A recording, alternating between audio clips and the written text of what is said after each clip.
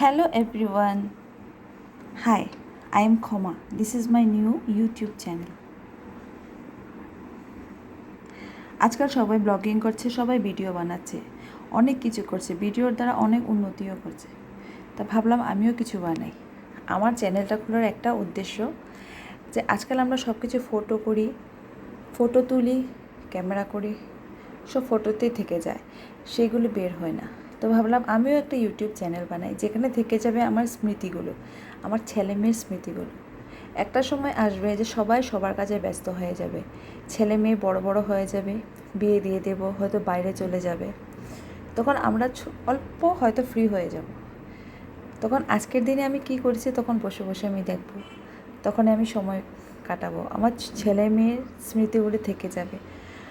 আমার চোখের সামনে বেড়ে উঠছে, ওখানে ধরতে পারছি না, কিন্তু কিভাবে জলদি বেড়ে উঠে যাবে ওইটা আমি তখন দেখব। এই উদ্দেশ্যে আমার এই ইউটিউব চ্যানেলটি খোলা।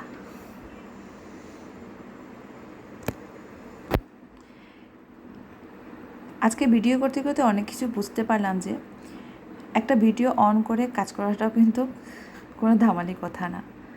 অনেক কিছু ভেবে শুনে ভিডিও করতে হয়, চারিদিকের পরিবেশটা কি চলছে দেখতে হয়।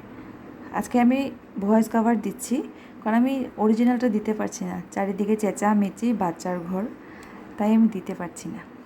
এখানে দেখো, আজকে আমি সকাল সকাল ঘুমের থেকে উঠেছি, উঠে সব জায়গায় মেশিনটা চালিয়ে রেডি টেডি হয়ে আমার মেয়েকে স্কুলে দিয়ে এসেছি। স্কুল থেকে এসে দেখি কাপড়গুলো শুকিয়ে গেছে। ঠিক আছে, এটা আমার ব্যালকনি, এখানে খুব সুন্দর রৌদ্র পড়ে।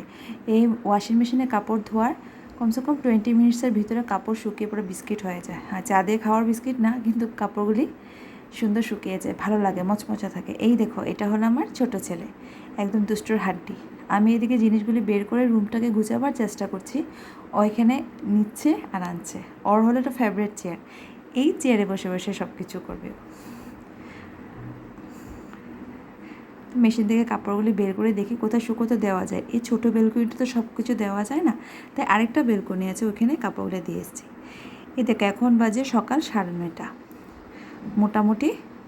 মোটামুটি কাম সেরে ফেলেছি আমি।